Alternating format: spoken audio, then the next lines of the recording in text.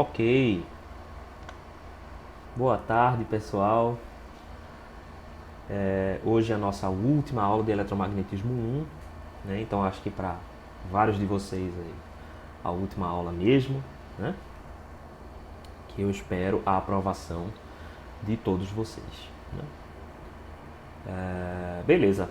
Então o que a gente discutiu, né? Vamos fazer uma grande retrospectiva aqui desse curso, só para a gente ter em mente quais foram as coisas pelas quais a gente passou durante esse curso, né? A primeira parte do curso foi uma revisão, né? Uma revisão de cálculo vetorial, certo? E aí a gente reviu todas aquelas propriedades de vetores e escalares, o rotacional, o divergente, o gradiente, as relações matemáticas entre essas questões, né? Como é que a gente faz as operações. Essa foi a primeira parte do curso, que é mais uma revisão. E aí as integrais, né? Integrais espaciais, integrais na superfície, a gente viu tudo isso. Depois a gente começou o estudo dos campos eletrostáticos. O mais importante assim, que a gente viu em campos eletrostáticos foi a maneira de calcular, né, campos elétricos através de uma distribuição de cargas. Então a gente pode fazer isso através da lei de Coulomb, que mostra que o campo elétrico vai ser uma integral, né, da distribuição de cargas, uma integral espacial da distribuição de cargas, dividido pela distância entre esses dois pontos, né, ao quadrado. Beleza. Além disso, a gente viu a primeira lei de Maxwell, que é a lei de Gauss. Essa lei de Gauss ela relaciona uma superfície, o fluxo elétrico naquela superfície, com a quantidade de carga que está dentro dessa superfície. Então essa foi a nossa primeira lei de Maxwell, né? Que é a integral de d ds. Está todo mundo vendo a minha tela? É igual a quantidade de carga envolvida. Esse cara daqui, lei de Gauss. Depois a gente viu também que o campo ele é conservativo, né? O campo eletrostático é conservativo, então é dl igual a zero. Ou seja, se a energia necessária para levar uma carga de um ponto a outro é a mesma energia necessária para voltar no caminho inverso. Isso para um campo eletrostático. A gente também definiu uma função que a gente chamou de potencial elétrico. E esse potencial depende da posição. Esse potencial é menos a integral entre os pontos A e B de E dl. E a gente viu também que existe uma equação específica que a gente chama de equação de Poisson, que o rotacional do meu potencial eletrostático vai ser igual a menos ρV dividido por epsilon. Essa equação de Poisson ela tem um caso particular, que é quando eu estou no espaço livre e eu não tenho cargas no espaço. Então, o meu Laplaciano... Eu falei o quê? Eu falei... Laplaciano. Eu falei rotacional? Não. Laplaciano. Certo? O Laplaciano, ele é o divergente do gradiente de uma função escalar, né? Então, o Laplaciano ele é igual a zero em um caso particular em que a minha distribuição de cargas é igual a zero. Lembre-se, e isso é importante para hoje, porque hoje nós vamos ver os potenciais variáveis no tempo, que eu defini esses caras aqui para campos eletrostáticos, certo?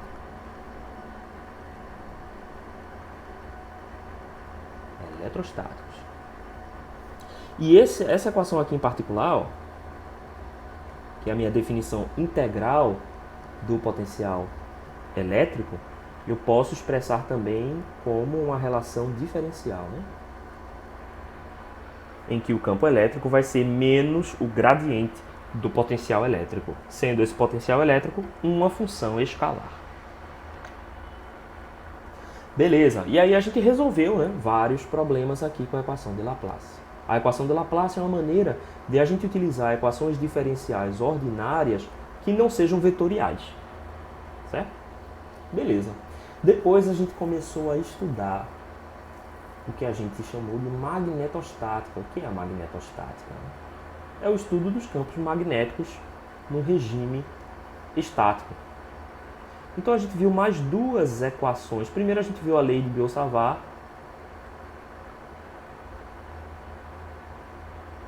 que é o equivalente para campos magnéticos da lei de Coulomb. Então a lei de Coulomb, ela indica como que é o campo elétrico de acordo com a distribuição volumétrica de cargas, ρV. Certo? Já a lei de Biot-Savart, ela relaciona o campo magnético com a distribuição de correntes. Então, naturalmente, nós vamos ter um equivalente da lei de Gauss, só que para a magnetostática. Então, o equivalente da lei de Gauss para a magnetostática vai ser o cálculo do fluxo magnético. Só que esse fluxo magnético é igual a zero. Por que ele é igual a zero? Porque a gente não tem monopolos magnéticos. Nós não podemos ter uma carga magnética que gera campo magnético. Isso aqui não acontece. Como isso não acontece, a gente sabe que o fluxo magnético, né, quando somado dentro de uma superfície S fechada, tem que ser igual a zero, o que implica que todas as linhas de fluxo magnético que entram saem desse volume.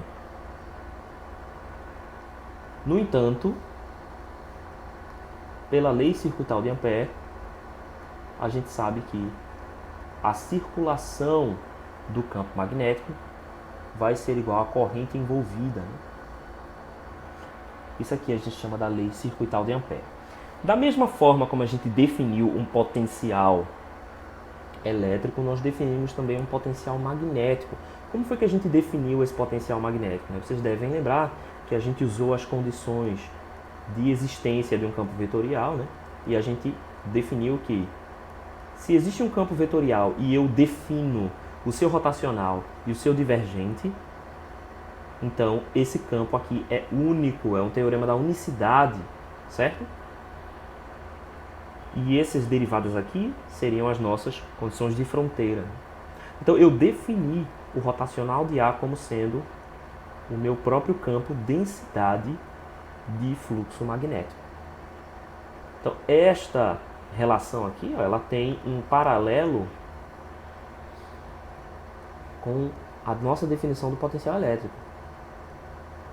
Só que agora ele é um vetor, né? Então esse cara daqui a gente definiu de potencial vetorial magnético, ou potencial magnético vetorial. Só que para definir A com unicidade, a gente precisou também definir quem é o divergente de A. E a gente escolheu o divergente de A como sendo zero, porque aí fica fácil de resolver essas equações, né? Quando aparece esse termo aqui, divergente de A, a gente já coloca igual a zero. Então a gente consegue resolver isso com uma facilidade. Bem, aí nós tivemos um grande problema. Algumas dessas equações, elas não se mantêm quando a gente usa campos variáveis no tempo, certo? E as duas equações que não se mantêm são a conservação do campo elétrico e a circulação do campo magnético. Deixa eu fechar aqui meu WhatsApp. Essas duas relações elas precisaram ser adaptadas. Então vamos fazer essa adaptação aqui agora. Como foi que ficou as nossas equações de Maxwell para campos variáveis no tempo?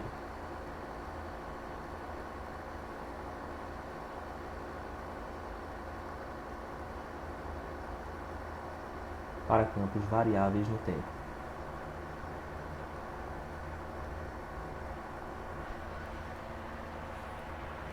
As primeiras equações, né, as equações divergentes, se mantiveram as mesmas, né? Então esse cara daqui é a lei de Gauss para eletrostática e a gente tem a lei de Gauss para a magnetostática, né, que é o divergente de B igual a zero. Essas duas leis, são as leis de Gauss, né?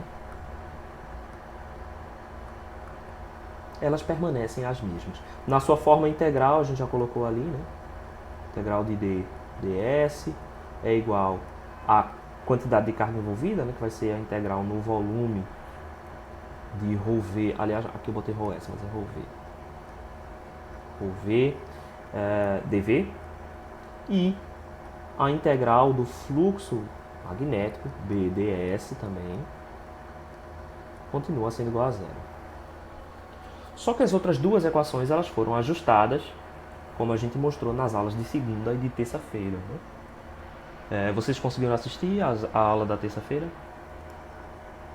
Então a primeira é sobre a conservação do campo elétrico. Beleza.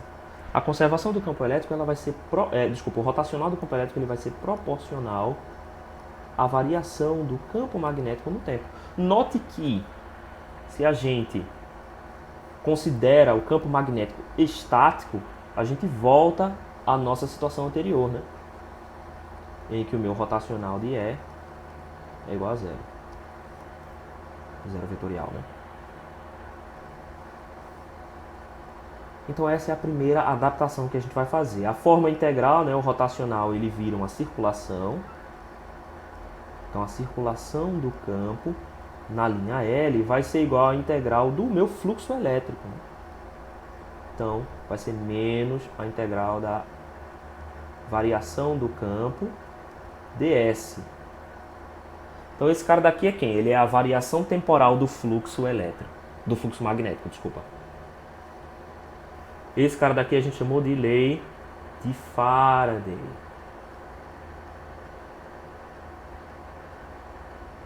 Por quê? Porque ela indica, né? Ela indica aqui pra gente que a variação no fluxo magnético gera uma diferença de tensão numa espira, né?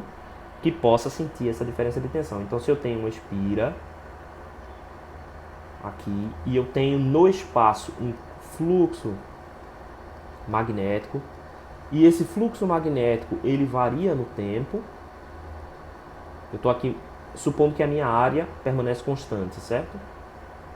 Então, se a minha área permanece constante, mas o meu fluxo varia no tempo, eu tenho essa variação aqui, ó, que provoca uma diferença de tensão ou um campo elétrico, né, percebido no espaço, mas que vai se expressar como uma diferença de tensão aqui entre esses condutores. Então esse cara daqui, ó, é o indutor. Então a lei de Faraday, vou colocar aqui bem pequenininho, é a lei que está existente quando a gente armazena energia elétrica na forma de campo magnético.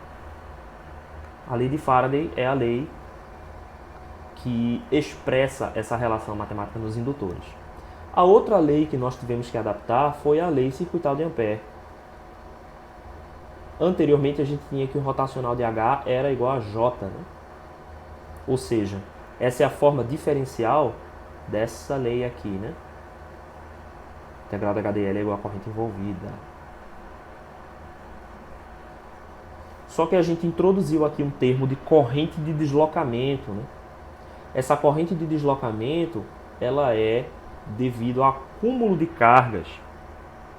Então, se a minha corrente ela flui de maneira contínua, isso é, o meu J continua fluindo sem acúmulo de cargas, então meu campo é magnetostático, meu campo H. Mas se eu tenho acúmulo de cargas, por exemplo, se essa minha corrente ela está direcionada a um eletrodo, como por exemplo um eletrodo de um capacitor, e aqui começa a se acumular quantidade de carga,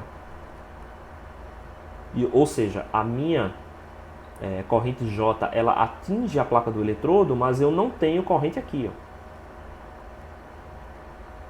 Então a minha corrente sumiu, desapareceu, né? Isso implica que o meu divergente de J é diferente de zero. Porque se eu fizer aqui, ó, o meu divergente em torno desse ponto, eu tenho linhas de corrente entrando, mas não tenho linhas de corrente saindo. A gente viu pela lei da conservação que o divergente de J ele tem que ser igual a menos essa variação de ρV no tempo. Ou seja, a corrente que chegou nesse ponto, ela é acumulada na forma de carga volumétrica, na forma de densidade de carga volumétrica. Isso faz com que a minha equação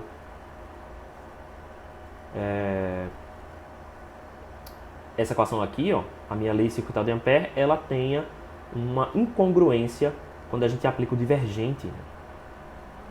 Isso faz com que a gente precise introduzir um novo termo, que é proporcional à derivada do campo, certo? A derivada de D, dt. E a gente deduziu tudo isso na terça-feira, beleza?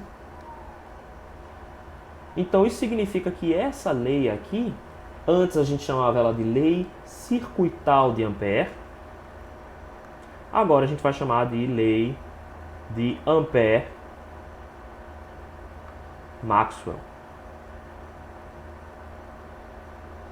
Essa foi a grande adição de Maxwell às equações que já existiam. Porque vocês podem ver que todas essas leis aqui, elas tinham nomes de outros cientistas, que eram as pessoas que pesquisavam, né, em magnetostática e eletrostática. Só lembrando que essa segunda lei aqui, a lei de Gauss da magnetostática, não foi desenvolvida pelo próprio Gauss, né? Mas como ela tem o mesmo significado e a mesma forma, então ela ficou conhecida como lei de Gauss para campos magnéticos, certo? Então as duas juntas a gente chamou de leis de Gauss, mas o Gauss ele desenvolveu só a primeira, tá? Vocês já devem ter percebido que como essa segunda lei aqui, como essa quarta lei, a lei de Ampère-Maxwell, trata do acúmulo de cargas, esta é a lei que está em vigor quando a gente utiliza capacitores. Então sempre que você estiver pensando no efeito capacitivo, a gente está pensando aqui, ó, no acúmulo de campo elétrico entre as placas do capacitor. Então isso significa que existirá uma derivada do D, porque o D é a densidade de fluxo elétrico. Já nos indutores, a gente vai ter uma tensão que relaciona, né, a carga magnética, certo? A quantidade de fluxo magnético. Beleza? Inclusive, é daqui que surgem as duas equações, a equação do capacitor e a equação do indutor, né? Essa primeira equação aqui vai virar V igual a L dI dt, e essa segunda equação aqui vai virar I igual a C dV dt, que são a equação do indutor e a equação do capacitor. Quando a gente aplica, dá para fazer isso aqui, eu não vou fazer, mas dá para fazer. Se você supor um capacitor regular de placas paralelas, sem efeito de borda, e aplicar essa lei e fazer a integral desse cara aqui ao longo de uma linha entre os dois pontos, você encontra essa relação. E a mesma coisa para essa segunda equação aqui no indutor, certo? Você vai encontrar o valor da indutância. Beleza, então esse cara daqui, na sua forma integral, vai ser a circulação do campo magnético ao longo de uma linha, vai ser igual. Esse J aqui, ele vai virar a minha corrente envolvida, né? Então, quem é a minha corrente envolvida? É a integral na superfície de J ds, né? Mais a minha variação do fluxo elétrico. Então, a variação do fluxo elétrico. Quem é o fluxo elétrico? Meu fluxo elétrico é dds, né? Esse cara que está aqui em cima, certo? dds. Só que aqui vai ser a minha variação do fluxo elétrico. Então, a derivada do campo, ds.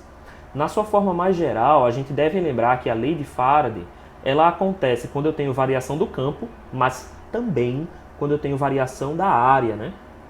Então a forma mais geral aqui da gente expressar essa lei de Faraday é, na verdade, trocar essa derivada, colocar a derivada para fora. Então a gente vai deixar literalmente o fluxo normalzinho, S, e colocar a derivada parcial para fora. A gente também discutiu na aula de terça-feira essas duas formas de surgimento de tensão, que a gente chamou de força magnetomotriz. Certo? É força magnetomotriz. É dada por essa equação aqui. Beleza? Esse é o momento que a gente vai apresentar pela última vez todas as equações juntas enfim, nessa forma. O que eu quero que vocês saibam nesse curso, quando vocês saírem dele e partirem para Eletromagnetismo 2, é essas 4 leis nas suas formas diferenciais e integrais e o que elas querem dizer. Qual é o significado de cada uma dessas leis. Certo? Então, esse é o tipo de coisa que eu sei que vocês têm que guardar aí na mente e no coração de vocês para todo o tempo em que vocês atuarem como engenheiros e engenheiras elétricos e eletrônicos. certo? Então todo mundo consegue olhar para essas equações e entender o que elas representam?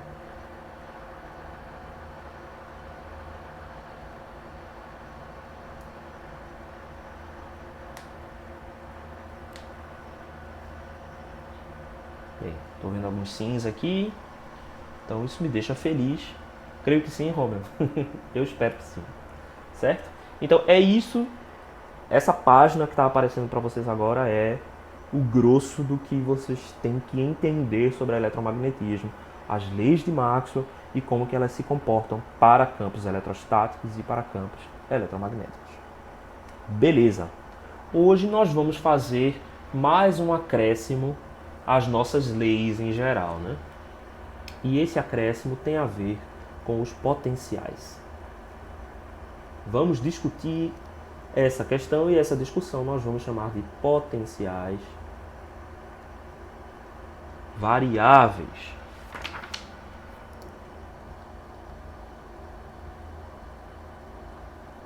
Potenciais variáveis no tempo. E aqui a gente está com interesse específico em avaliar o potencial elétrico, que é obviamente uma função escalar, e o potencial vetorial magnético, que é uma função, um campo, né, vetorial. Primeira coisa que a gente tem que colocar na cabeça da gente é que potencial não é uma grandeza física, certo? O que é uma grandeza física? Uma grandeza física é massa, força, aceleração, velocidade. Elas são definidas de acordo com um comportamento ou uma propriedade de algum objeto, de energia, enfim. De alguma coisa que existe no mundo real e que tem uma propriedade e tem um comportamento. Potencial, as funções potenciais, elas são expressões matemáticas que se relacionam com variáveis que são grandezas. Então a gente definiu o nosso potencial elétrico na forma diferencial, né, como sendo uma função geratriz do campo elétrico. Se eu conheço o meu potencial, eu posso então conhecer o campo elétrico.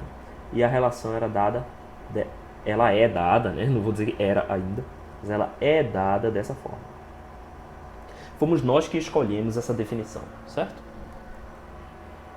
E a gente escolheu o campo, o potencial vetorial magnético como sendo o meu B é igual ao rotacional de A. Essa foi a condição que eu escolhi. Só que veja só, no caso do potencial escalar, quando eu defino o gradiente, eu já estou definindo meu campo V, meu campo escalar. Mas no caso de um campo vetorial, que é o meu potencial vetorial magnético, só o rotacional ele não é suficiente para definir esse campo na sua integridade. Eu preciso ainda definir o divergente. Definindo o divergente e o rotacional, só a partir desse momento é que eu consigo dizer que A existe e é único. É um critério de unicidade.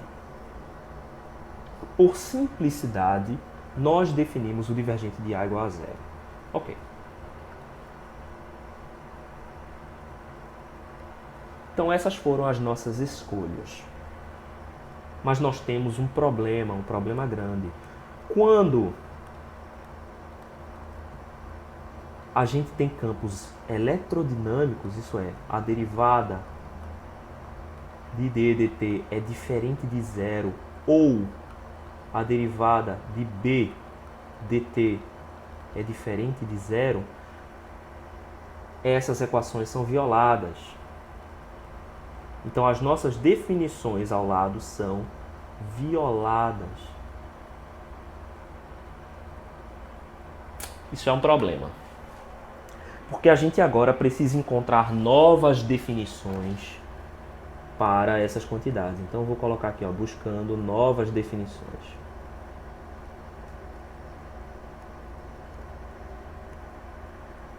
A gente vai, obviamente, mostrar, né, quando é que essas definições são violadas e como é que a gente faz para consertar essas definições.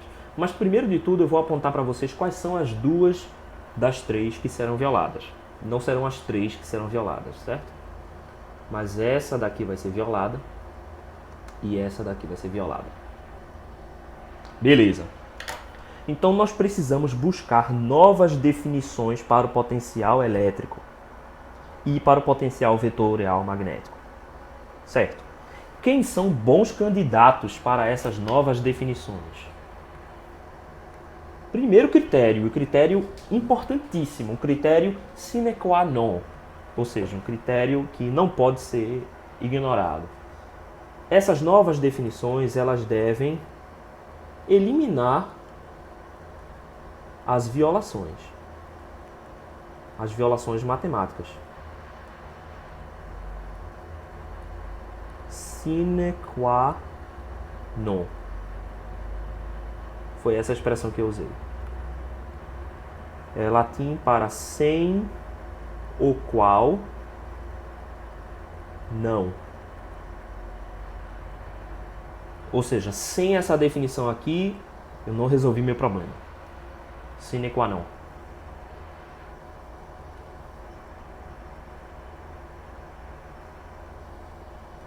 Então, primeiro de tudo, elas devem eliminar as violações matemáticas que surgem com esses novos campos. A condição 2 é uma condição desejável. Então, eu vou colocar aqui uma condição desejável. Elas devem manter as definições originais quando eu realmente tenho, né, os meus campos eletrostático e magnetostático. Então, quando as minhas derivadas forem iguais a zero, eu quero que essa minha nova definição volte para cá. Vocês estão entendendo o que eu quero dizer? Eu quero que essa minha nova definição, ela possa admitir a minha definição antiga como um caso particular.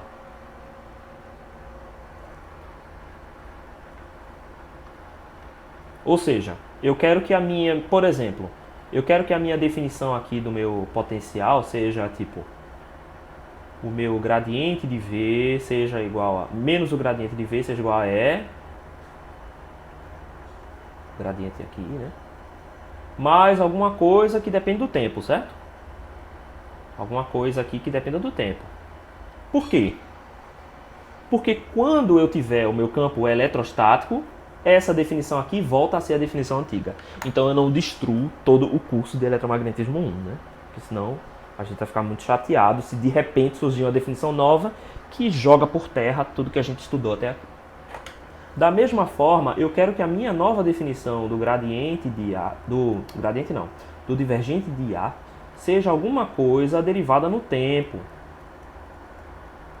Porque, novamente, quando eu tiver a minha condição eletrostática e magnetostática, o meu divergente de A volta a ser igual a zero e aí eu tenho de novo as minhas propriedades originais.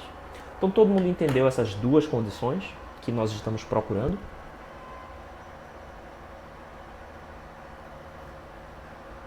Beleza. Então vamos lá.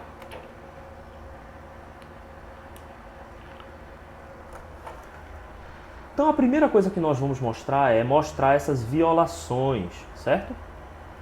Vamos primeiro mostrar que violações são essas, para depois a gente propor novos candidatos de definição de tensão, de definição de potencial elétrico e potencial vetorial magnético. Então, primeiro de tudo, vamos lembrar que a gente definiu, né, o nosso potencial vetor magnético como rotacional de A igual a B. Beleza. Só que a gente tem uma das novas equações agora, a lei de Faraday, certo? A gente introduziu agora um novo termo, correto? nós introduzimos um termo agora, derivada de B dt. Então, vamos jogar esse termo lá. Então, o que a gente tem? A gente tem que o rotacional de E vai ser igual a menos a derivada temporal do campo.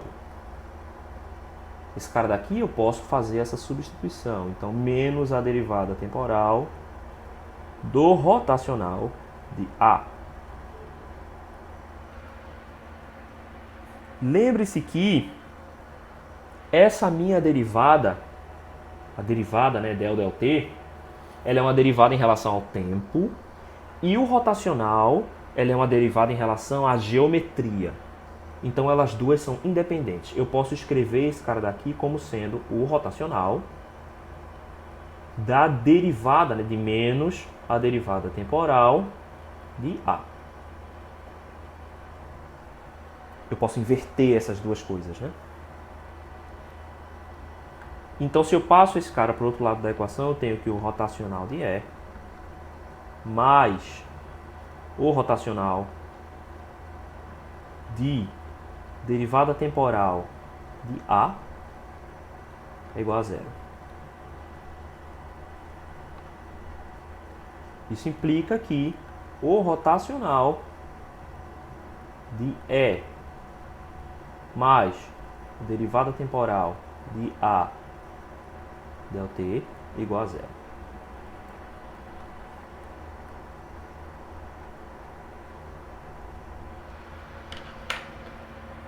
Beleza. Chegamos nessa igualdade. Só que vocês devem se lembrar lá das nossas fórmulas matemáticas que o rotacional do gradiente é sempre igual a zero, ou seja, o rotacional do gradiente de uma função qualquer, vou colocar uma função f aqui, é igual a zero, certo?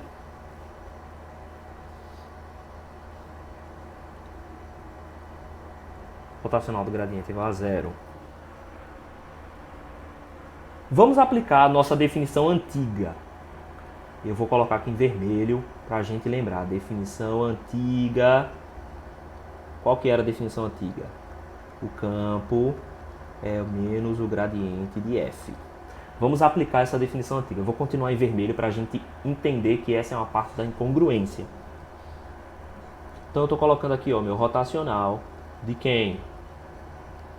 De menos o gradiente de f mais a derivada de a em relação ao tempo igual a zero.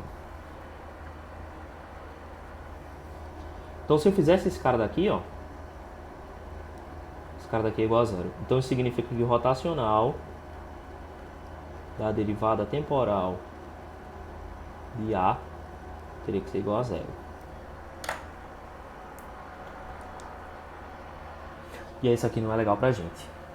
Porque a gente tinha definido, né, que o meu potencial aqui não pode ser nulo, certo?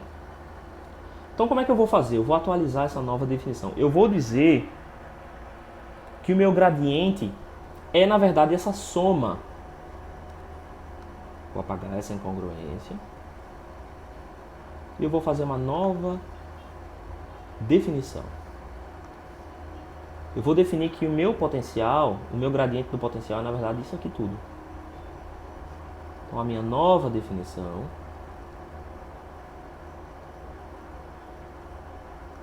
é que menos o meu gradiente do potencial elétrico vai ser igual a E mais a minha derivada de A no tempo.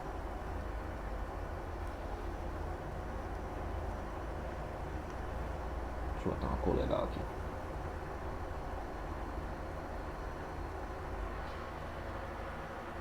Ou, alternativamente, eu posso dizer que o campo elétrico, meu campo elétrico, vai ser igual a menos o gradiente do potencial elétrico menos a derivada do potencial magnético em relação ao tempo. essa vai ser a nossa forma final aqui, né? Adicionando ao potencial elétrico um termo referente ao potencial magnético. Então, primeiro, a gente eliminou a incongruência. Segundo, a gente conseguiu manter, ó, as definições originais quando a gente tem os campos magnetostáticos aqui, né? Quando eu não tenho essa variação no tempo aqui, ó, essa equação passa a ser a equação anterior. Essa é a nossa definição anterior, né? Porque quando o meu campo magnético é estável, eu não tenho variação do meu potencial magnético. Então essa vai ser a nossa nova definição para potencial elétrico. Beleza?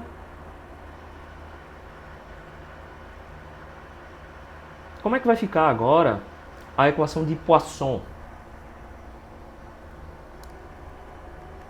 Vamos lembrar que eu posso dizer que o meu campo elétrico é igual a D sobre epsilon.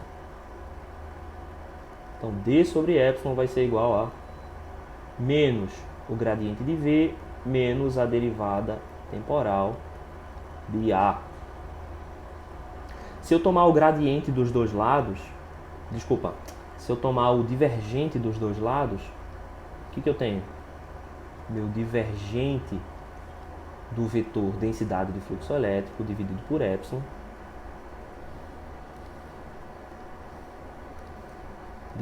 epsilon é igual, aí aqui eu vou ter menos o divergente do gradiente de V menos a derivada do divergente de A.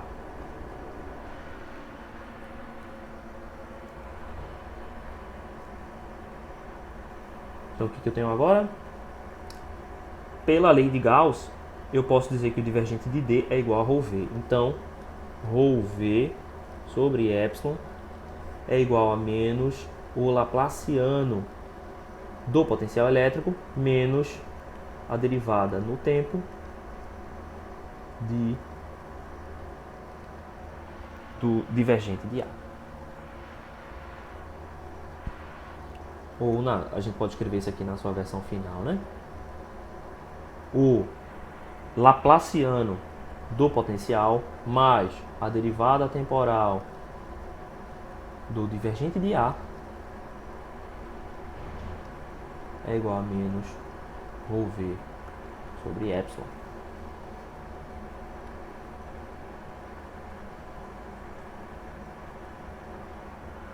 Então essa daqui vai ser a nova equação de Poisson para campos eletrodinâmicos.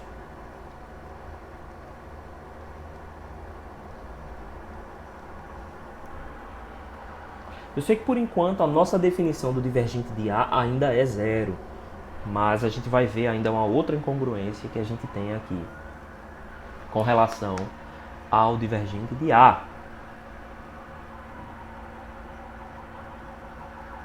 E ela vai surgir naturalmente a partir da outra equação de Maxwell, né? Da lei de Ampère-Maxwell.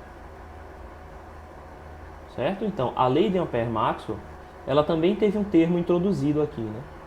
Del D, del T. Então veja que a lei de Faraday levou a gente a redefinir o potencial elétrico e a lei Ampère-Maxwell vai levar a gente a definir um novo potencial vetorial magnético. Então vamos partir dessa equação aqui.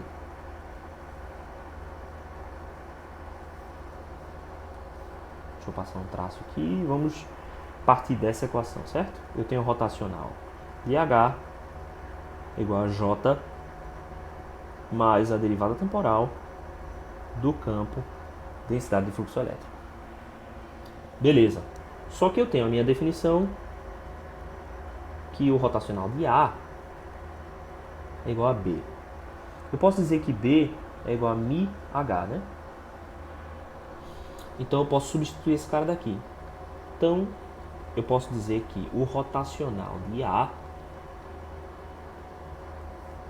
Desculpa, rotacional de A não, né? Eu vou fazer o rotacional de quem? H, né? H é 1 sobre μ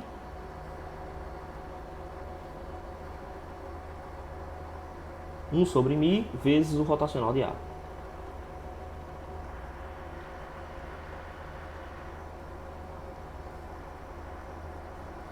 Robson está perguntando se o fato dos dois termos da equação de Poisson serem negativos representa alguma coisa fisicamente, né? Isso representa aquela nossa definição do trabalho, certo? Vocês devem lembrar disso. Então, a energia necessária para... Como eu estou supondo... vamos lá. Quando eu tenho uma distribuição de cargas, certo? Essa distribuição de cargas ela pode ser elétrica ou pode ser uma variação numa corrente. Então, eu tento trazer uma carga carregada do infinito para um ponto na proximidade dessa distribuição de cargas, certo? Eu estou supondo que esse trabalho está sendo feito por uma força externa. Por quê? Porque a minha força elétrica ou a minha força magnética, ela vai estar orientada no sentido de expulsar a minha carga.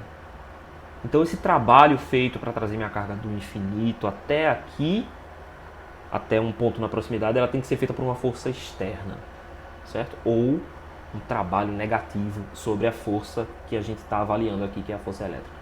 Certo? Então, no caso, esse sinal negativo representa isso.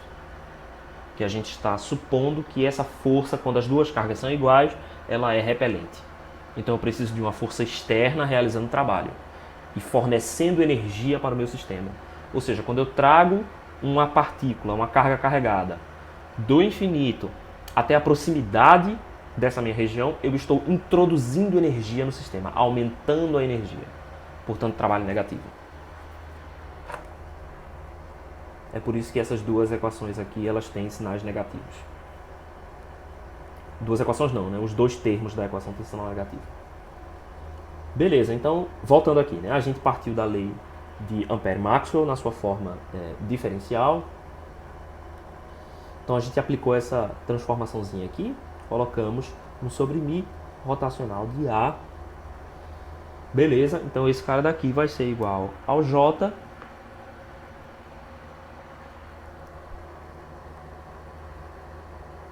mais a minha derivada temporal, né, e D. Aí beleza, né? A gente pode usar a nossa expressão que a gente acabou de achar para o meu campo D. Ela está aqui, ó, é igual a menos o gradiente de V menos a derivada de A dt. Então vamos colocar essa lei aqui um pouquinho diferente, né? Então quem é que é o meu campo D? Meu campo D é um epsilon E, e por aquela equação ali eu posso dizer que é epsilon que multiplica menos o gradiente de V menos a derivada de A dt. É isso mesmo? Vamos conferir? Só para não fazer besteira. Menos. Beleza. Então eu vou substituir esse cara aqui.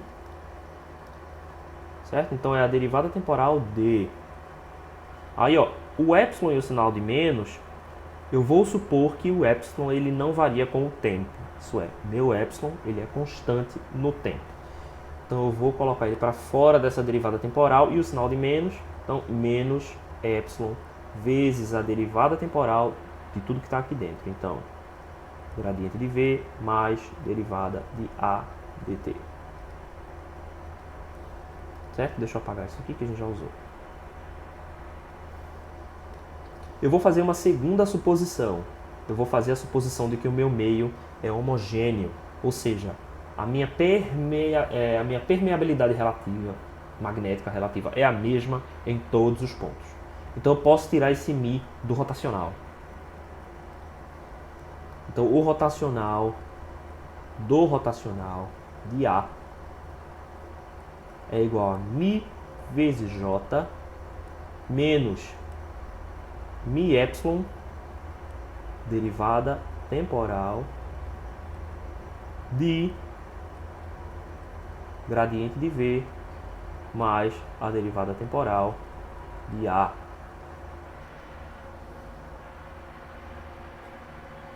Beleza?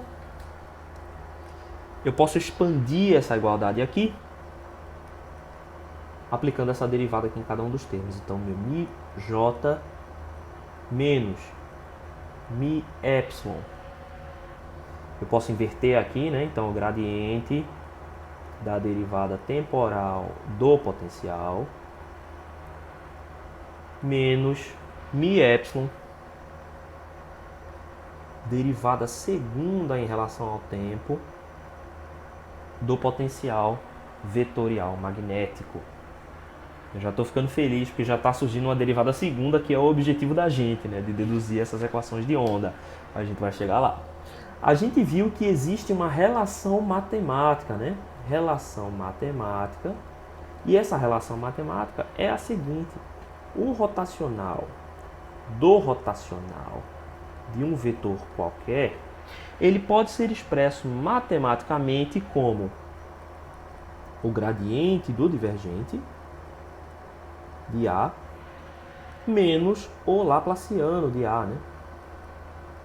Inclusive essa aqui é a definição que a gente usou para laplaciano vetorial, né? Quando a gente definiu lá a equação de Poisson para campos magnéticos, o equivalente da equação de Poisson, né? Então, beleza. Então, a gente pode utilizar essa definição aqui nessa equação anterior.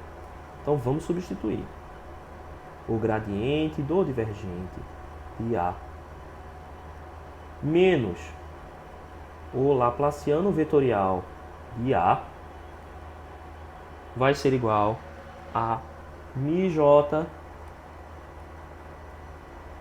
menos με,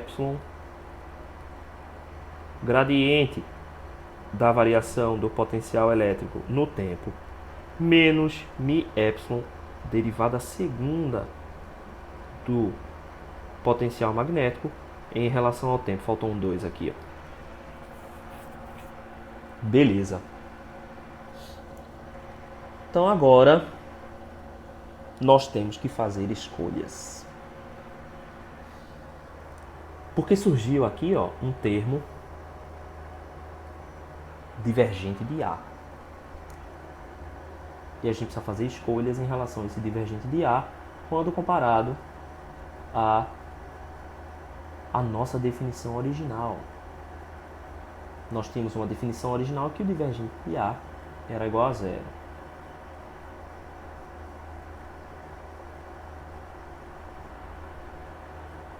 A nossa escolha aqui, ela vai parecer arbitrária, mas em pouco tempo vocês vão entender por que a gente fez essa escolha. Então nós vamos escolher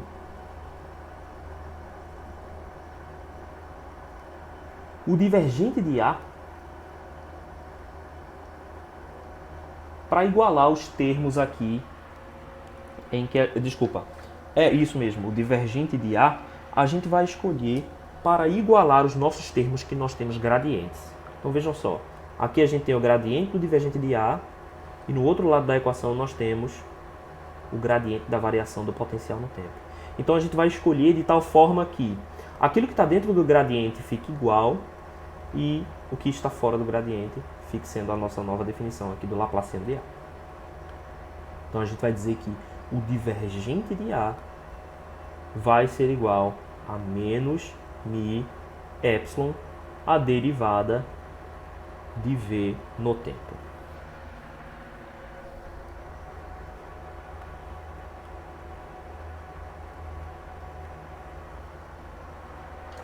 Primeiro de tudo, a gente consegue fazer com que essa nova definição ela satisfaça, né, essa nova equação que a gente encontrou aqui.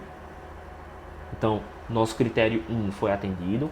E o nosso critério 2 era que, quando a gente tivesse os campos eletrostático e magnetostático, as nossas definições originais se tornassem um caso particular dessa nova discussão geral. E é isso que aconteceu aqui, ó. Porque se meu campo elétrico é estático, isso implica que a minha derivada do potencial com o tempo é igual a zero, o que faz com que o meu divergente de A torne-se igual a zero.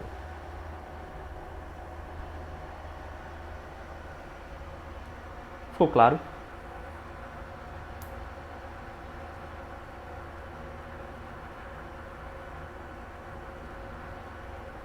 Beleza, perfeito. Então, quais são as nossas novas definições? Vamos colocar aqui só para a gente...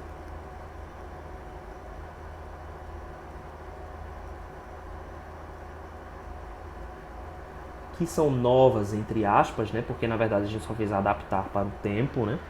Então, o campo elétrico, que antes era somente o gradiente de V, agora é o gradiente de V, menos o gradiente de V, menos a derivada do meu potencial magnético em relação ao tempo. Então, adicionei aqui um termo derivativo. E o meu campo magnético, ele continua sendo o rotacional de A, enquanto o divergente de A passa a ser menos μ epsilon, derivada do potencial elétrico em relação ao tempo.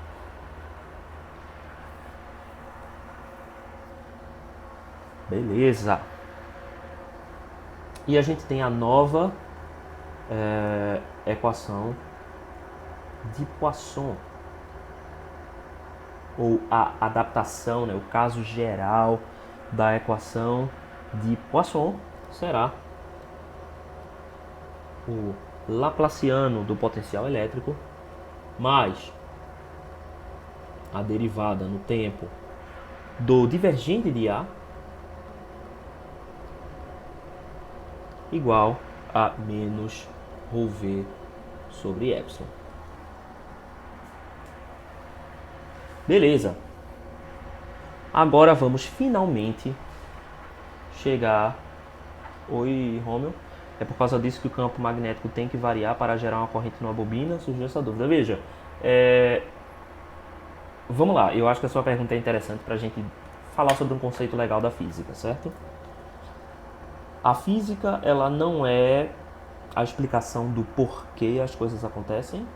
Ela é uma descrição matemática de como as coisas acontecem, certo? Então, o método científico, ele não é teleológico.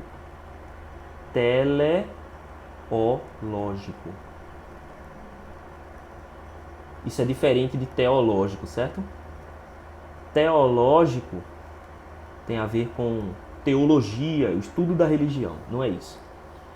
Teleológico é algo que indica que a função de uma certa ação ou uma função de uma certa explicação vem em função de algo antes dessa coisa existir. Por exemplo, se eu vou criar um vídeo aqui para o YouTube e eu coloco esse vídeo no YouTube, eu criei com uma razão. E essa razão é os alunos assistirem, vocês entenderem o que eu quero falar. A ciência, ela não faz isso, certo? A ciência não tem teleologia. A ciência, ela tem somente uma explicação dos fenômenos naturais. O campo magnético gerar uma variável, gerar corrente numa bobina, é um fenômeno natural. A gente não tem explicação na física do porquê isso acontece. É uma observação, certo? Essa observação foi feita lá, né, pelos cientistas, né, pelo Ampère, pelo Faraday. E ele notou que quando uma corrente variava, isso era capaz de gerar indução de corrente, né, numa bobina, certo? O que a gente está vendo aqui são as equações que expressam a relação matemática do fenômeno que existe no universo. Então, sim, essa sua impressão, que é por isso que o campo magnético tem que variar para gerar corrente numa bobina. Sim, mas isso não é por conta da equação que a gente encontrou, e sim por conta do fenômeno natural que existe no mundo. Agora, uma coisa interessante da física é que, se a ciência é verdadeira, os dois caminhos eles têm que ser verdadeiros. Isso é, se eu tenho um fenômeno físico e através desse fenômeno físico eu consigo encontrar uma equação que descreve esse fenômeno físico. Através das equações eu devo também ser capaz de prever fenômenos físicos. Não é que as equações provocaram o fenômeno físico, mas que se a ciência está correta, se a gente fez o trabalho certinho, o caminho contrário também tem que ser válido. E isso aconteceu várias vezes, como no caso mais recente agora das ondas gravitacionais, né, que foram uma previsão com base, né, na relatividade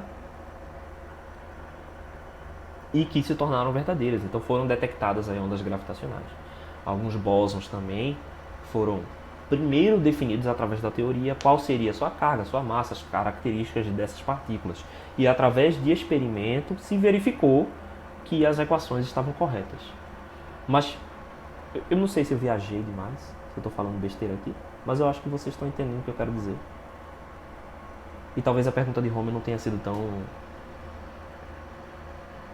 cabeçuda quanto eu deixei ela ser. Mas eu espero que eu tenha respondido a pergunta, certo? Sim, essa é uma evidência de que o campo é um resultado matemático que deriva das nossas equações lá, que a gente usou, frente a aspectos experimentais da física. Certo? Ok, beleza. Vocês já devem ter notado aqui, ó, que como nós temos uma relação entre o divergente de A e o potencial elétrico, essa relação aqui, ó, deixa eu botar ela de outra cor, essa relação aqui, eu posso substituir essa equação nessa. E agora o que acontece? Laplaciano do meu potencial mais, o que eu vou ter aqui, né? Eu vou ter um menos, na verdade, né? Esse menos vai sair da equação, né? Porque mi e epsilon a gente já está assumindo que não dependem do tempo. Então a gente vai tirar eles para fora. Então menos mi epsilon vezes... Aí, ó, no lugar do divergente vai ter a derivada. Então, eu tenho uma derivada da equação de Poisson e a outra derivada veio da nossa definição aqui, ó, do divergente de A. Certo? Então, ó, é a derivada segunda no tempo do meu potencial elétrico V, igual a menos ρV sobre epsilon.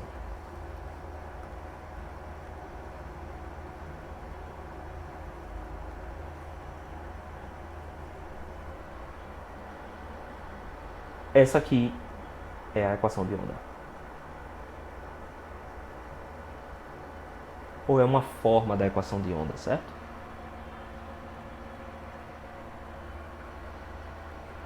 É eletromagnética, João. Que onda? A onda é eletromagnética.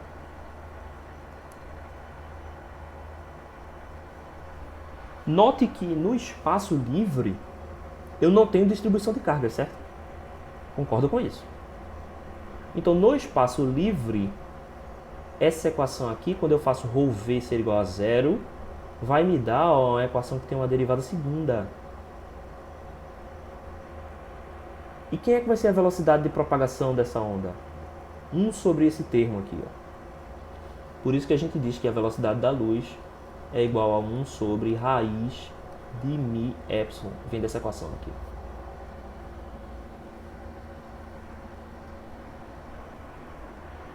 Certo? Porque esse cara daqui vai ser 1 sobre ômega ao quadrado, né? Na resolução aqui de equações de segundo grau, que vocês devem ter feito lá em cálculo 3.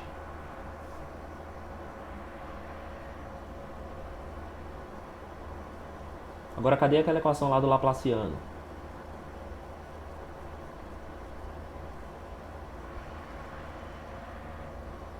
Vamos pegar essa equação aqui, ó.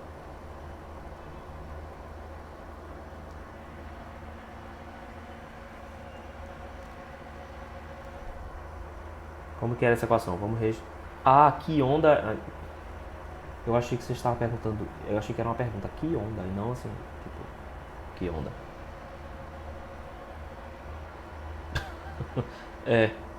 Enfim. Beleza. E a outra equação aqui, ó. Eu acho que ela não ficou evidente em lugar nenhum, essa outra equação. Mas é dessa aqui que a gente vai partir, certo? É dessa aqui que a gente vai partir. Então vamos reescrever essa equação lá embaixo. Então eu tenho Laplaciano de A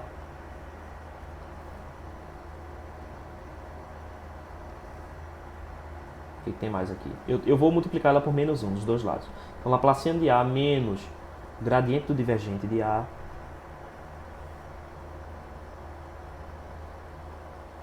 gradiente do divergente de A igual a quem? Igual a menos μj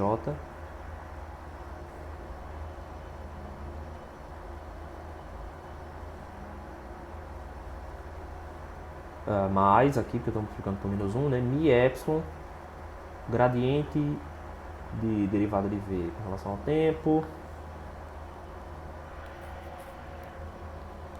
Mi epsilon gradiente da derivada temporal de V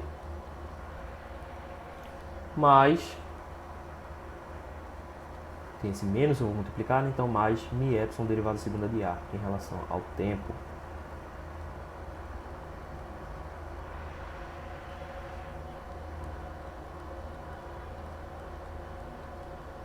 Derivada segunda de A em relação ao tempo. Beleza, então agora a gente quer encontrar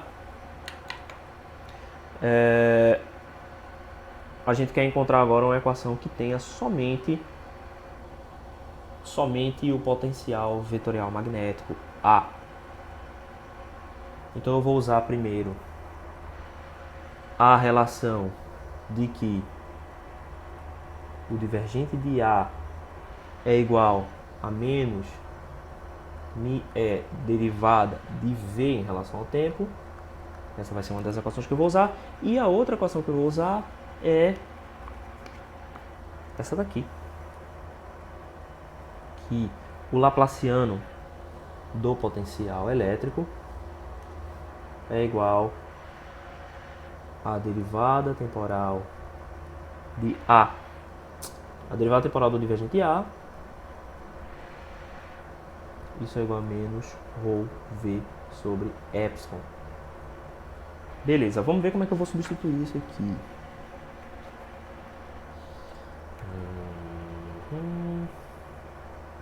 Ó, isso aqui vai ficar no final, isso aqui também vai ficar no final, certo? Então esses dois termos aqui eles não mudam. Esse termo também não muda. Então eu tenho que substituir só esse cara daqui e esse cara daqui.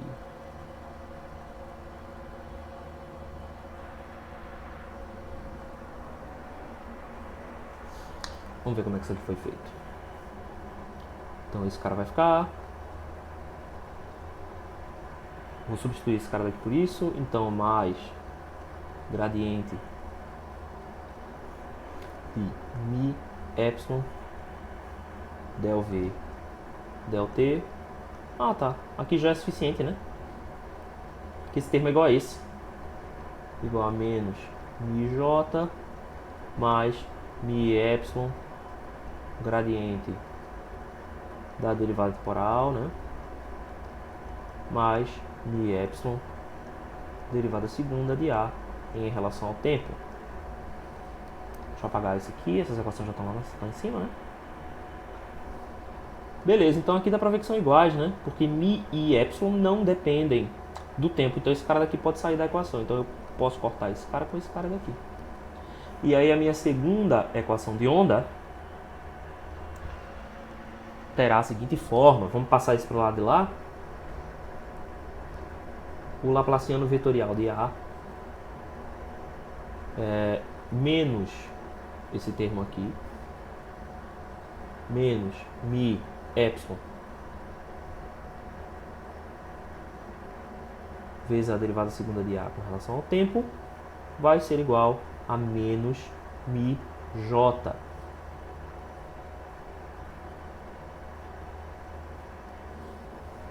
Essa aqui é a equação de onda, só que agora para o potencial magnético. Vamos colocar as duas na tela aqui, se der, não deu. Mas eu tenho como fazer, dar meus pulos aqui. Então deixa eu pegar todo mundo aqui e botar para cima. Então vamos colocar agora as duas na tela. Observem essas duas equações. Elas são extremamente parecidas, né? Só que em uma delas eu tenho uma relação vetorial, né? Esse Laplaciano aqui é o Laplaciano vetorial. E o Laplaciano do potencial elétrico é o Laplaciano escalar. Mas fora essa diferença, as duas equações são muito iguais. Na minha parte direita aqui da equação, o que eu tenho é menos a minha densidade de cargas ρV sobre epsilon.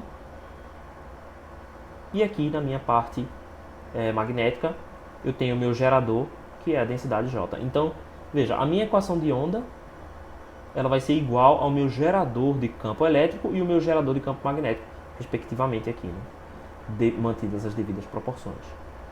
E aqui, multiplicado ou dividido pelo meu fator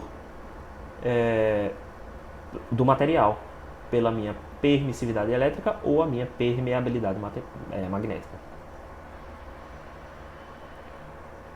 Isso aqui na minha cabeça é lindo, eu acho muito bonito. E em ambos os casos, quando a gente tem o espaço livre, ou seja, quando ρV é igual a zero, eu não tenho densidade de cargas no espaço livre, ou quando a minha densidade de corrente é zero, porque eu não tenho corrente no espaço livre, ainda assim, eu tenho soluções matemáticas para o potencial elétrico e para o potencial magnético que são senoidais.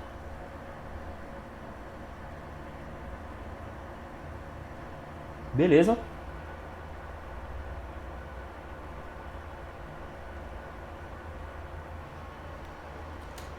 Eu acho belíssimo isso. eu acho muito legal. E então, é isso. Essas são as equações de onda. A gente vai fazer apenas um pequeno comentário, certo? Na seção seguinte, que é a última seção do livro, o autor faz uma discussão sobre fasores. Eu não acho que é necessário eu repetir essa discussão sobre fasores, até porque a análise, né, de fasores ela vai ficar toda para a continuação do estudo de eletromagnetismo, que agora sim são as soluções dessas duas equações em diferentes meios. Vale a pena aqui a gente comentar que vai existir um novo elemento, um novo dispositivo que a gente vai chamar de linha de transmissão. Note que linha de transmissão também é o mesmo termo que a gente usa para as linhas de transmissão de energia elétrica, certo? Aquelas torres enormes que têm cabos, né, que levam ali energia elétrica para distribuir energia elétrica em alta potência. Não é disso que a gente está falando quando a gente usa o termo linha de transmissão em eletromagnetismo. Em eletromagnetismo, uma linha de transmissão é um elemento composto por duas regiões metálicas. Por exemplo, se eu tenho um cabo, um par trançado, eu vou ter aqui um cabo que eu vou dizer que é o meu cabo aqui no caso vermelho eu vou dizer que é o positivo, e o meu preto eu vou dizer que é o meu negativo, por exemplo. E esse cabo está enrolado um no outro, e aqui nesse cabo vai existir em cada ponto um potencial, uma diferença de potencial. Essa diferença de potencial aqui, diferença de potencial elétrico, ela varia no tempo, mas obviamente ela também varia no meu espaço. Porque o meu potencial aqui nesse ponto, ele pode não ser igual ao meu potencial em outro ponto. Então ele vai variar no tempo e vai variar no espaço.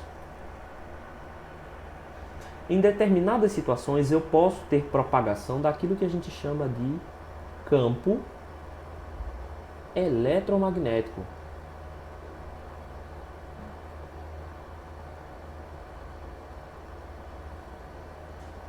E essa onda, ela será concentrada em torno desses condutores. Isso é, a minha densidade de energia elétrica, a minha densidade de energia magnética vão existir aqui, ó, dentro dessa região. E os meus potenciais, eles variam no tempo. Para que esse cara seja a linha de transmissão, eu preciso garantir duas coisas. A primeira delas é que a minha área de seção reta seja sempre a mesma e que eu tenha dois condutores, e esses condutores tenham uma diferença de potencial, e a corrente na ida tem que ser igual à corrente na volta. Essa corrente aqui, ela também vai depender do tempo e do espaço. E ela vai ser exatamente igual à corrente no retorno. Se eu tenho essas três condições,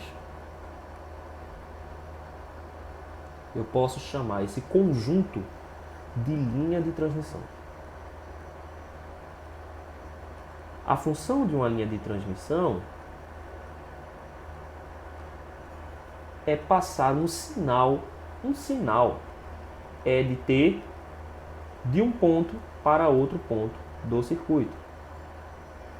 Esse cara daqui pode ser um sinal de internet, ele pode ser um sinal, por exemplo, de um pulso de senoide que você está introduzindo em um material para medir alguma característica desse material. Ele pode ser ondas de informação, certo? É a base daquilo que a gente usa para eletrônica, né? Já que eletrônica a gente utiliza todo o estudo da eletrônica, né? Trata-se da transmissão de informação por meio de sinais. E a linha de transmissão, ele é o meio mais básico, o meio físico através do qual a onda trafega. Então, muitas vezes a gente vê esse cara aqui sendo chamado de camada física, né? Mas esse é um nome que, enfim, os engenheiros de computação gostam de usar. Então esse cara daqui seria a nossa camada física, a parte mais material da transmissão de sinais. Sobre essas linhas de transmissão vão se propagar ondas eletromagnéticas. Então a gente vai ter ondas eletromagnéticas no espaço, propagadas no espaço. Quando a gente pensa nisso, a gente está pensando em quê? Rádio, TV, radares, telecomunicações em geral. E até mesmo a propagação luminosa, porque a luz também é uma onda eletromagnética. Já quando a gente está pensando em meios guiados, então a gente pode chamar esse cara daqui, ó, de um meio guiado, é quando a gente confina esse campo eletromagnético dentro de um elemento. E esse elemento físico a gente vai dar o nome de linha de transmissão. Então, linhas de transmissão são os cabos, em geral, todos os cabos, certo? E aí você pode pensar no que você quiser, o cabo coaxial, o par trançado, um tipo específico que a gente chama de guia de onda, um outro tipo que a gente chama de microfita e por aí vai. Existem muitos tipos de linhas de transmissão e guias de onda que a gente pode utilizar. A função desses elementos é fazer com que um sinal se propague entre um ponto e outro. E aí, bem, eletromagnetismo 2 é o estudo do comportamento dos campos eletromagnéticos no espaço aberto e em linhas de transmissão. De quebra, a gente ainda estuda no final do eletromagnetismo 2 antenas. O que são antenas? Antenas são elementos metálicos que conseguem fazer a conversão, por exemplo, antena espinha de peixe, que todo mundo tem ali no seu telhado. Ou muita gente tem, né? Ou uma antena parabólica, por exemplo, que é uma antena que tem um refletor e um iluminador. O que essas antenas têm em comum? Elas estão trocando corrente elétrica por campo eletromagnético.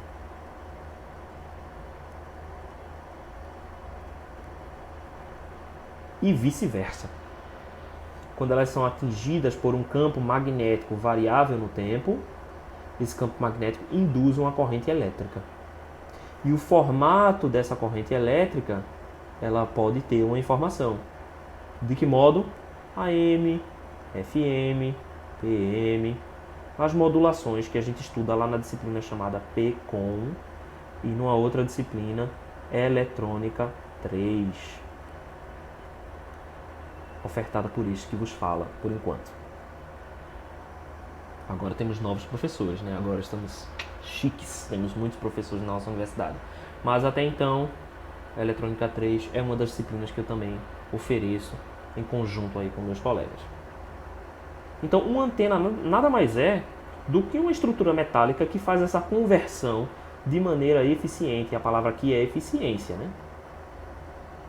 Quando essa conversão é eficiente, a gente chama esse elemento de antena. Quando essa conversão é não eficiente, aí a gente chama de radiação. Aí a gente fala que é uma radiação indesejada. Certo? Eficiência é a quantidade de energia que a gente consegue efetivamente converter em campo eletromagnético. Então ela é a potência elétrica, a potência de sinal de... Desculpa. Ela é o fluxo elétrico dividido pela potência de entrada. Então o quanto dessa energia que eu introduzi realmente virou campo eletromagnético. Então eu faço o cálculo do fluxo elétrico numa superfície fechada em torno da antena e eu comparo essa potência com a potência do sinal que foi introduzido na minha antena. Se esse percentual for alto, a gente vai dizer que essa antena é muito eficiente. Então ela é uma boa candidata para ser antena. Porque sim, como a gente viu aqui em eletromagnetismo, qualquer fio com a corrente passando, ele gera campo magnético. Só que nem sempre a gente quer que esse campo magnético ele seja radiado para o espaço. Isso pode ser horrível. Quando eu tenho, por exemplo, uma placa de um computador e que eu quero transmitir um sinal de um processador para o meu elemento de armazenamento, eu não quero que essa energia ela seja dispersada no espaço. Então, nesse caso, eu tenho uma radiação indesejada, né? Eu tenho um gasto de potência. Mas no caso de uma antena, não. Olha, Romeu, a geometria da antena ela é vital para a eficiência de uma antena, certo? É óbvio que isso é tema para uma disciplina inteira, que inclusive agora eu acho que eu vou ter a oportunidade de ofertar, já que a gente vai ter eu vou ter uma distribuição aí das disciplinas de eletrônica e eletromagnetismo, então é possível que eu consiga antes de vocês saírem aqui do curso, tá? Mas uma das coisas que eu já posso adiantar, que eu acho que é fácil a gente comentar, é o seguinte. Uma antena, ela vai ressoar de acordo com o seu comprimento de onda. Imagine que eu tenho aqui uma linha de transmissão. Essa linha de transmissão é nas formas que a gente discutiu aqui qualitativamente, né? Assim, das formas que a gente comentou brevemente. Então, cabo que alimenta uma antena. Vamos dizer que essa antena aqui ela tem um certo comprimento L.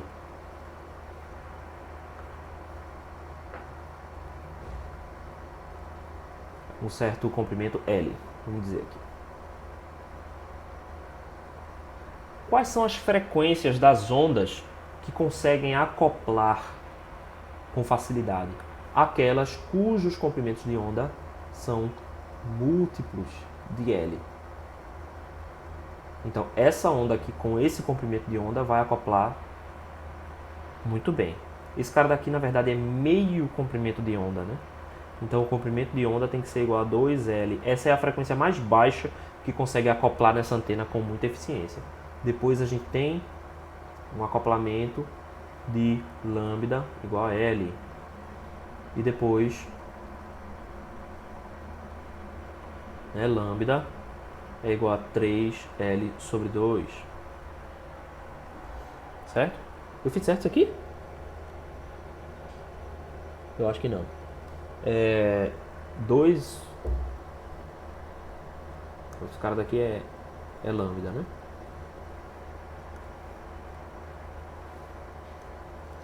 Esse cara daqui é lambda. Então L é igual a 3 lambda sobre 2. L é igual a 3 lambda sobre 2. Certo? Então aqui é um tipo mais comum de antena, é a primeira que a gente estuda. A gente chama essa antena daqui de dipolo de meia onda. E vocês já sabem o nome por quê, né? Porque ele tem dois polos e a primeira frequência que casa com ela é a frequência que o comprimento da minha antena é metade do comprimento de onda. Existem outros tipos de antenas, por exemplo, as antenas planares, né? Então isso aqui é, por exemplo, uma superfície metálica que está num substrato. Então imagine que eu tenho aqui um substrato, certo? Uma plaquinha. E sobre essa placa eu tenho uma região metálica, que eu vou pintar de azul aqui. Então aqui eu estou alimentando, né, a minha corrente I, e essa corrente I ela vai ressoar dentro dessa região. E quando ela ressoa dentro dessa região, ela pode gerar campos eletromagnéticos. Então esse cara daqui é um tipo de antena que a gente chama de antena do tipo patch. Patch quer dizer retalho, né? Então ela seria um retalho aí que a gente tem aquelas colchas famosas, né? Colcha de retalho, vocês devem imaginar isso na cabeça. Então isso aqui seria um retalho da colcha. Então essa antena a gente chama de antena patch, por exemplo. É um tipo de antena. E aí o estudo de antenas é imenso. Existe uma grande variedade de antenas que tem várias funções diferentes. Essas antenas planares são obviamente muito utilizadas em dispositivos que precisam ter volume pequeno. Então celulares, todos os celulares utilizam antenas planares. RFID utilizam antenas planares. Notebooks utilizam antenas planares. Enfim, é muito comum em aparelhos que a gente precisa reduzir o volume utilizar antenas planares. Elas não comportam muita potência, mas elas conseguem ter um volume muito pequeno. E aí, enfim, o estudo de antenas é todo um rolê para outra disciplina, vamos dizer assim. Mas aí, enfim, o estudo que vocês vão ter em Eletromagnetismo 2, ele envolve as soluções das equações de onda, a introdução das linhas de transmissão e, no final, alguns tipos de antenas. Robson está perguntando, acho que ele está afirmando, né, que deve ter algum jeito de aumentar a potência que ela comporta sem mudar a geometria da antena. Tem, e esse é um estudo muito bonito, muito interessante, que é em conjunto com o pessoal de ciências dos materiais. A potência de uma antena, ela depende das propriedades do material, certo? Basicamente das propriedades da camada metálica que a gente vai utilizar e também do substrato. Tem um professor com quem eu colaborei, um professor do Rio Grande do Norte, do IFRN. Professor... Eita caramba, esqueci o nome dele agora. Eita, poxa. Adalberto. Professor Adalberto. O sobrenome eu não estou lembrado. E ele estuda com materiais cerâmicos para antenas, por exemplo. Então ele tem lá uma galera de ciências dos materiais. Eles pesquisam juntos materiais cerâmicos para substituir e fazer novas antenas, né? E aí essa é uma possibilidade, por exemplo. Tem o professor Odilon Maroja, ele é da Universidade Federal de Pernambuco, estuda antenas cônicas, ou seja, antenas planares, só que em vez de serem planos retangulares, esses planos são, na verdade, superfícies cônicas. E aí isso também tem uma característica diferente, existem melhorias aí em alguns aspectos, né? O laboratório onde eu fiz o doutorado estuda antenas fractais, né? Então tem geometrias fractais para antenas. Então o estudo de antenas ele é muito, muito vasto, tem muitos desafios e é assim uma área do eletromagnetismo que continua crescendo, que continua tendo inovação, sabe? E é isso, basicamente é isso. Bem, o que eu queria ainda mais... Não, antenas não são todas iguais, não. Mas assim, Claudiane, basta você olhar para os telhados das casas. Você vai ver que nos telhados das casas as antenas são muito diferentes. Mesmo essas antenas que são as antenas para a captação de frequências mais baixas, né, que é TV e tudo mais, ou rádio, que são antenas maiores, né, que ficam nos telhados das casas, são muito diferentes. Então as antenas parabólicas são diferentes, as antenas de espinha de peixe são diferentes, né? Que na verdade o nome da espinha de peixe é log periódica. o pessoal chama de espinha de peixe. Essa é a antena tradicional de televisão. Ela é alimentada pela frente. Ela tem uns alimentadores assim, ó. E o cabo vem aqui na frente. Essa é uma antena fascinante. Agora existe uma outra antena que é o alimentador é aqui. Aí essa antena aqui é a antena Yagi. Yagiuda. São dois pesquisadores japoneses que inventaram essa antena aqui. Faz toda a diferença. O lado do alimentador faz toda a diferença. Porque essa antena aqui, ó, ele é alimentado pela frente e ele propaga para cá. Mas cada espinha do peixe aqui, ele alimenta numa frequência diferente. Então essa antena aqui é banda larga. Essa antena aqui é alimentada por trás. Só um elemento é excitador e os outros elementos são diretores. Então essa antena daqui ela é super fechada. Ela é mais direcional do que a antena anterior, mas ela é banda estreita. Então esse tipo de antena aqui, ele é utilizado por sistemas de supervisão. Então se vocês virem uma antena dessa aqui, se vocês virem essa antena aqui, ela provavelmente é da CELP. Se vocês virem essa antena aqui, ela é provavelmente de uma casa.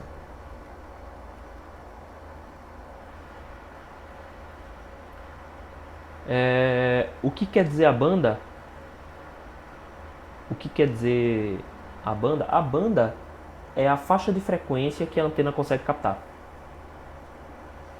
Então, em TV, a gente tem vários canais, certo? Então, a minha antena, ela tem que ser capaz de captar todos esses canais. Já nos sistemas de supervisão, a gente se comunica por um canal só. Então, eu tenho o espectro eletromagnético, mas eu só estou interessado em captar a informação que está em um canal muito estreito.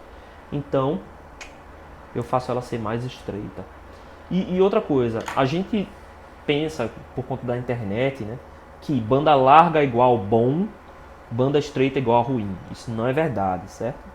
Banda larga é bom se você quer transmitir muita informação, que é o caso da internet, que a gente quer quanto maior a banda, melhor. Mas o que as pessoas chamam de banda larga em internet não é exatamente a mesma coisa que largura de banda aqui nesse caso, certo? Aqui largura de banda é a faixa que a antena consegue captar. Agora, normalmente, quanto maior é a largura da banda, mais informação eu consigo colocar naquele mesmo lugar. Por isso que os canais de rádio são tão estreitos e os canais de TV são mais largos. Porque vídeo tem muito mais informação do que áudio. Bem, gente, a última coisa que eu queria mencionar para vocês do curso de eletromagnetismo são as equações de Maxwell. A gente viajou, né? E agora vamos voltar.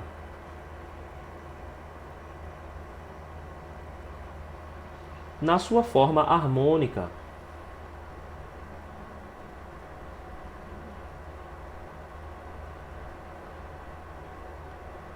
A gente sabe, né, pelas transformadas lá de Fourier, que a gente pode dizer que a derivada do campo em relação ao tempo, quando a gente faz a nossa transformada de Fourier, esse cara daqui vai ser igual a J ômega B.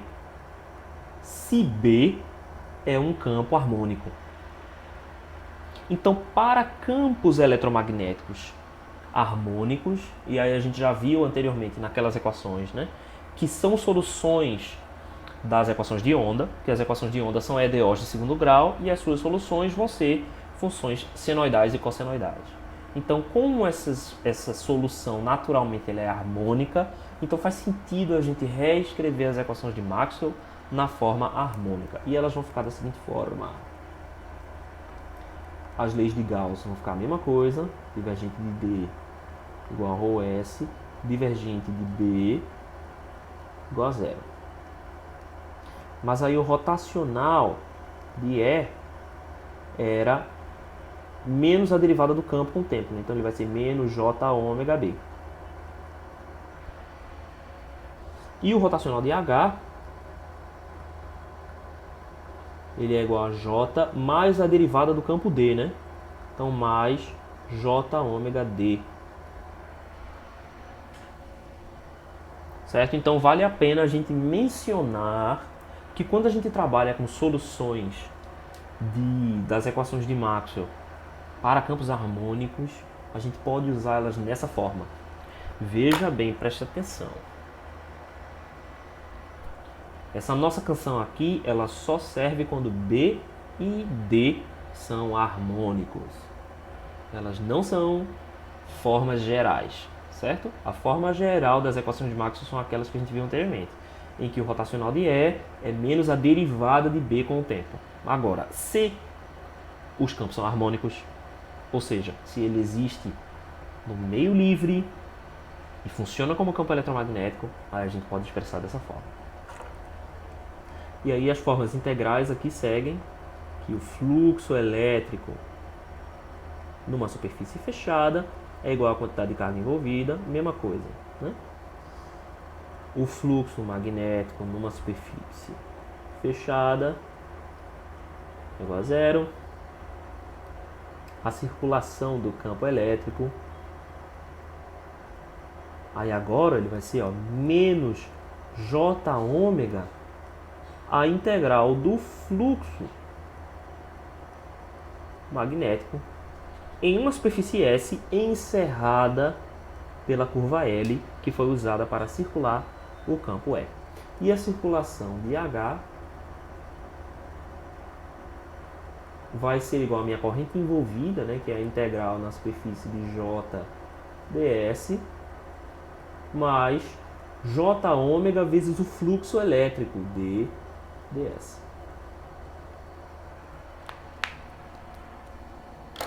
Certo? Então essa aqui é a forma das equações de Maxwell, forma harmônica das equações de Maxwell. Caso particular em que a gente supõe todas aquelas questões, que os campos são senoidais, porque eles existem no meio que não tem, distribuição de cargas e nem correntes elétricas. A carga envolvida aqui eu posso também escrever como integral no volume de ρV dV.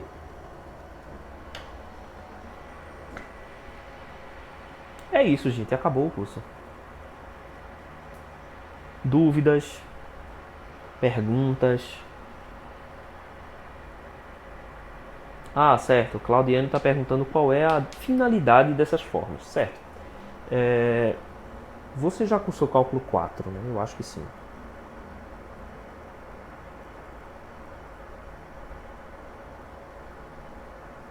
Ah, eita, ok. Bem, vamos lá.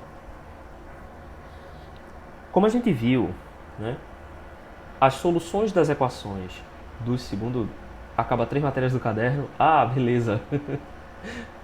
Eu espero que tenha sido proveitoso. Mas respondendo aqui a Claudiane. Por que existem as equações de Maxwell nessa forma? Por que é relevante a gente escrever as equações de Maxwell assim, dessa forma? Bem,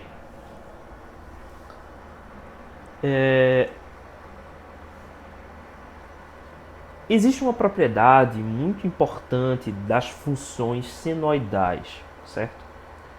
Por que elas são tão relevantes? Porque elas conseguem ter uma forma periódica repetitiva e a gente consegue expressar qualquer sinal periódico como uma soma desses sinais.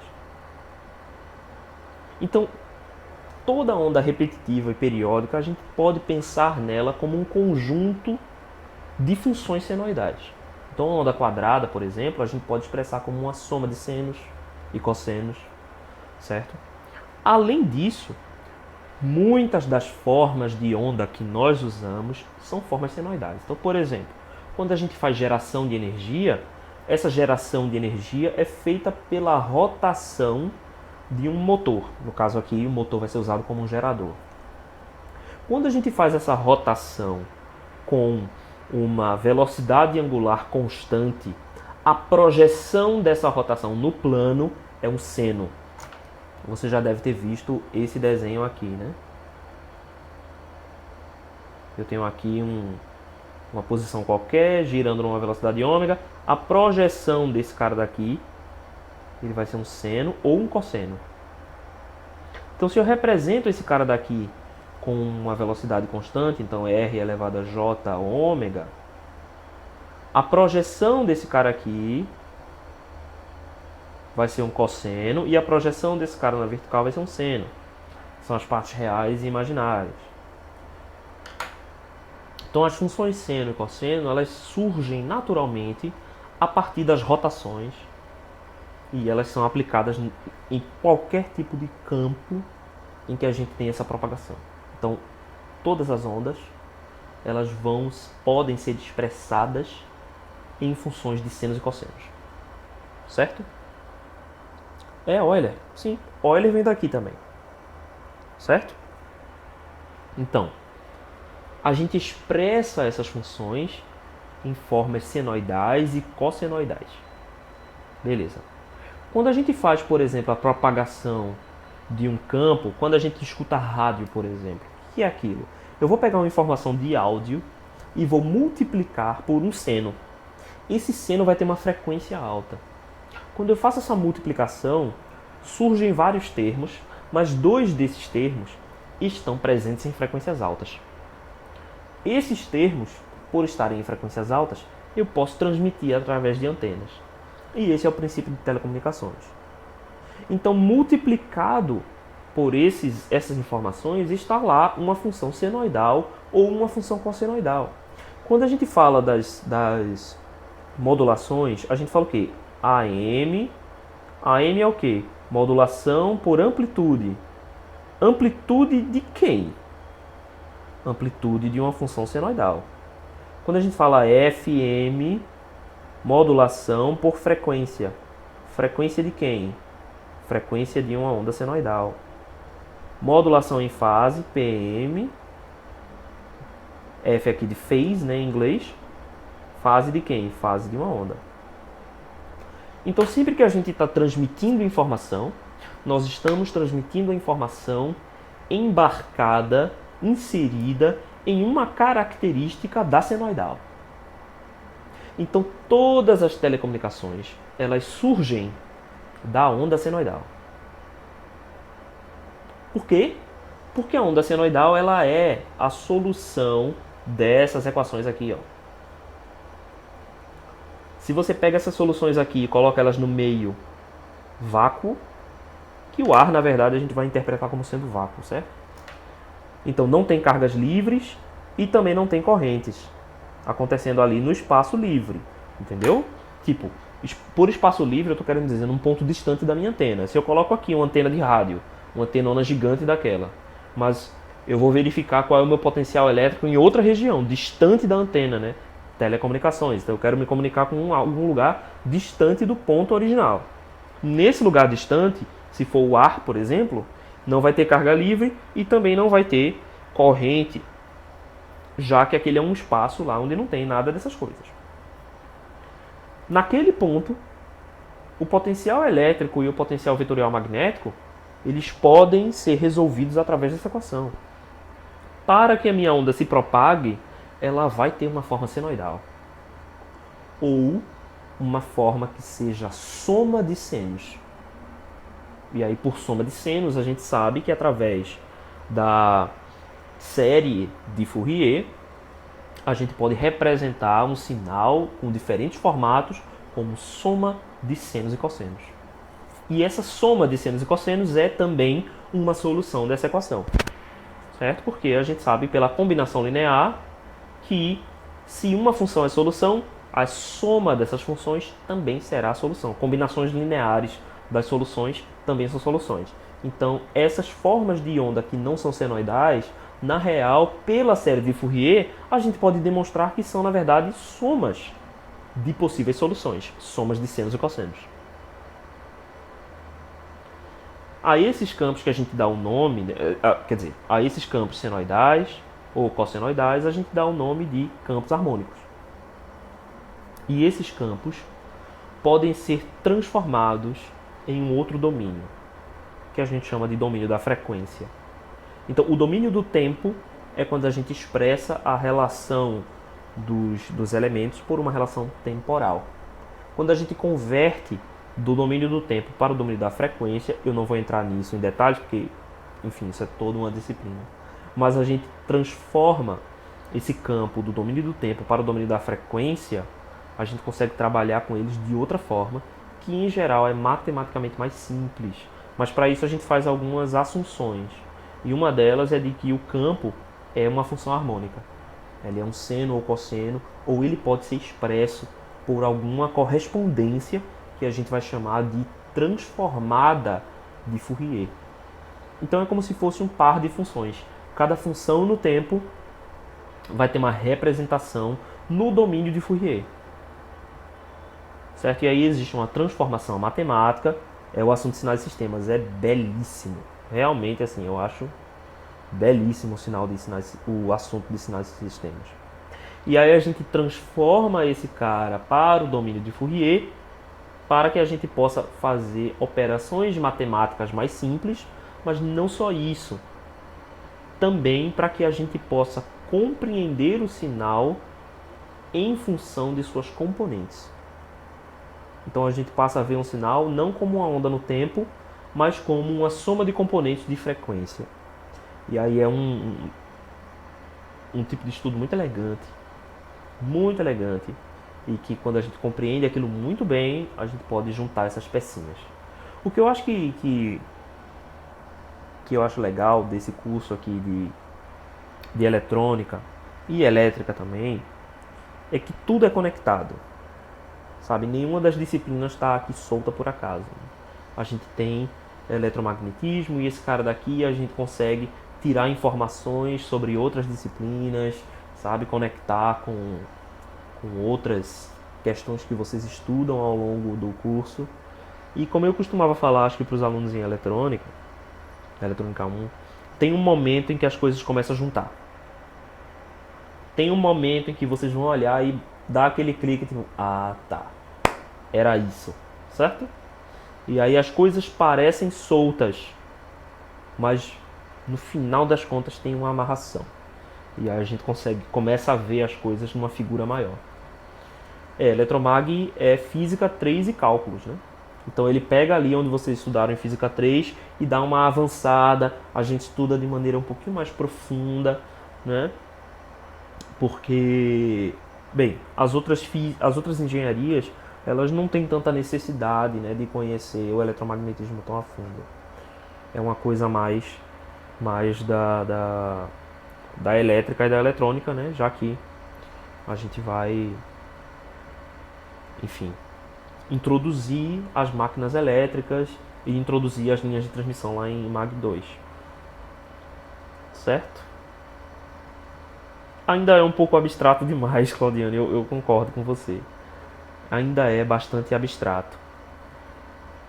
Mas, assim, as disciplinas práticas que são mais puras na área de eletromagnetismo, elas só podem existir depois de eletromagnetismo 2, o que é uma lástima. Né? Porque eletromagnetismo 2 é mais complicado do que eletromagnetismo 1. Né? Sem dúvida. Mas, enfim, tenham força, tá? Tenham força, tenham perseverança. Estudar dói, e estudar dói por muito tempo.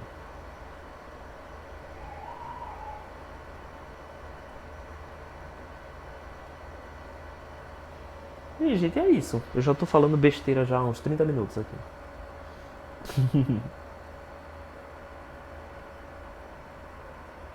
Alguma dúvida, alguma consideração? Alguém quer falar alguma coisa?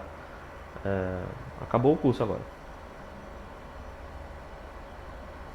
Obrigado, gente.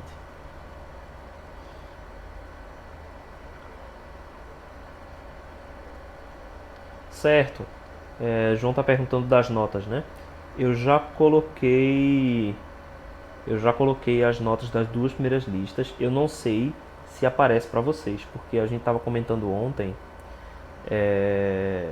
Eu estava comentando ontem que... Eu estava comentando não, né? Tivemos uma reunião ontem. E parece que tem que clicar em alguma coisa tem que clicar em entregar, tem uma parada diferente do SIGA. Porque no SIGA, quando você põe a nota, ela já aparece para os alunos. Pra gente fica meio bizarro, assim, a gente tem que clicar num negócio lá, tipo, consolidar parcialmente. Eu não sei ainda onde é que eu tenho que clicar, mas eu vou encontrar esse botão aí e vou fazer.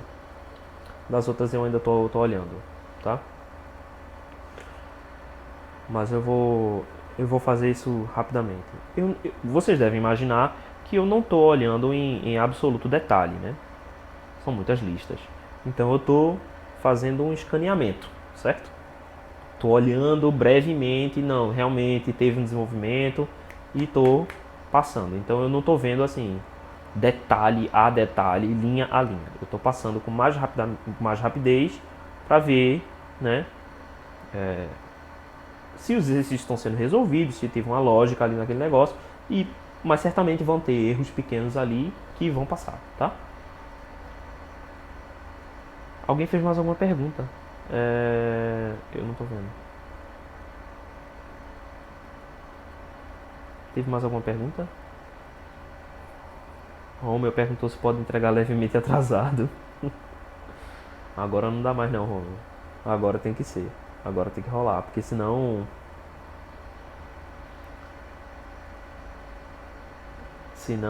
a gente não tem tempo de corrigir, certo? Beleza. Eu espero que eu vejo. Eita, não, não, não. Não diga que as turmas sumiram, não, pelo amor de Deus. Mas enfim. O que eu tenho mais a dizer? Bem, gente, é isso. Eletromag 1 não será ofertado no próximo PLE, né? Porque a gente está tentando diversificar para que a gente faça mais disciplinas, né? E vocês consigam avançar. Então a gente ofereceu agora, já teve, né, mais de 30 pessoas cursando, então sim, sim, teve isso. O pessoal comentou o que está acontecendo. O pessoal da pós-graduação está tendo matrícula. Se não me engano é isso. Mas aí o pessoal da pós-graduação continua no mesmo calendário antigo. Eles não tiveram PLE porque eles não pararam. Na verdade, se você para... Deixa eu parar de gravar aqui, porque eu já estou falando besteira. Deixa eu parar de gravar.